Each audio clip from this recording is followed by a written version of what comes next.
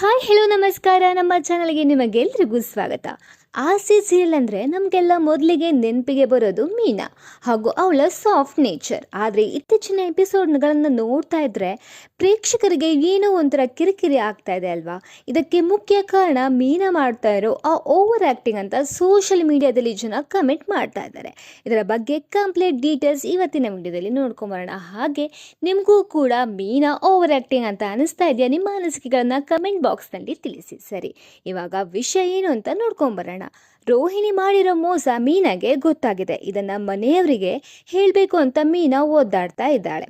ಆದರೆ ಈ ಫ್ರಸ್ಟ್ರೇಷನ್ ತೋರಿಸೋ ಹಾದಿಯಲ್ಲಿ ಮೀನಾ ಪಾತ್ರ ತನ್ನ ಒರಿಜಿನಾಲಿಟಿಯನ್ನೇ ಕಳ್ಕೊಳ್ತಾ ಇದೆಯಾ ಅಂತ ಈಗಿರೋ ಪ್ರಶ್ನೆ ಎಲ್ರಿಗೂ ಕಾಣಿಸ್ತಾ ಇದೆ.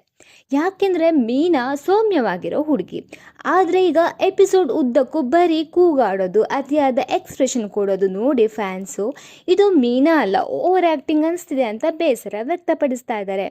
ರೋಹಿಣಿ ಮೋಸ ಹೇಳ್ತೀನಿ ಅಂತ ಮೀನಾ ಹೋಗೋದು, ಆಮೇಲೆ ರೋಹಿಣಿ ಯಾವುದೋ ಪ್ಲ್ಯಾನ್ ಮಾಡಿ ಅದನ್ನು ತಡೆಯೋದು, ಇದನ್ನೇ ಪದೇ ಪದೇ ಪದೇ ತೋರಿಸಿ ಸೀರಿಯಲ್ ಏಳ್ತಾ ಇದ್ದಾರೆ ಅನ್ನೋದು ವೀಕ್ಷಕರ ದೂರ ಆಗಿದೆ. ಹಾಗೆ ಮೀನಾ ಯಾವಾಗಲೂ ಬುದ್ಧಿವಂತಿಕೆಯಿಂದ ಯೋಚನೆ ಮಾಡ್ತಿದ್ಲು, ಆದರೆ ಈಗ ಬರೀ ಫ್ರಸ್ಟ್ರೇಷನ್ ತೋರಿಸ್ತಾ ಇರೋದ್ರಿಂದ ಅವಳ ಪಾತ್ರದ ಮೇಲೆ ಇರೋ ಗೌರವ ಕಮ್ಮಿ ಆಗ್ತಾ ಇದೆ ಅಂತ ಜನ ಕಮೆಂಟ್ ಮಾಡ್ತಾ ಇದ್ದಾರೆ. ಹಾಗೆ ನೀವೆಲ್ಲರೂ ನೋಡಿರ್ತೀರ ಆಸೆ ಸೀರಿಯಲ್ ಎಷ್ಟು ಚೆನ್ನಾಗಿ ಬರುತ್ತೆ ಅಂತ, ಆದರೆ ಬರ್ತಾ ಬರ್ತಾ ರಾಯರ ಕೂದ್ರೆ ಕತ್ತೆ ಆಗ್ತಾ ಇದೆ ಅಂತ ಕೂಡ ಎಲ್ಲರೂ ಕಮೆಂಟ್ ಮಾಡ್ತಾ ಇದ್ದಾರೆ. ಪ್ರೀತಿಯ ವೀಕ್ಷಕರೇ, ನಿಮ್ಮ ಪ್ರಕಾರ ಮೀನಾ ಪಾತ್ರ ಹೀಗೆ ಇರಬೇಕಾ ಅಥವಾ ಮೊದಲಿನಿಗಿಂತ ಚಾಲಾಕಿಯಾಗಿ ರೋಹಿಣಿಗೆ ಬುದ್ಧಿ ಕಲಿಸ್ಬೇಕಾ? ತುಂಬ ಜನ ಪಾತ್ರ ಚೇಂಜ್ ಮಾಡಿ ಅಥವಾ ಬೇಗ ಕತೆನ ಮುಂದುವರಿಸಿ ಅಂತ ಕೇಳ್ಕೊತಾ ಇದ್ದಾರೆ. ಪ್ರಿಯಾಂಕಾ DS ಅವರು ಒಳ್ಳೆ ನಟಿ, ಆದರೆ ಡೈರೆಕ್ಷನ್ ಮತ್ತು ಸ್ಕ್ರಿಪ್ಟ್ನಲ್ಲಿ ಬದಲಾವಣೆ ಆದರೆ ಮಾತ್ರ ಮೀನಾ ಪಾತ್ರಕ್ಕೆ ಹಳೆ ಕಳೆ ಬರುತ್ತೆ.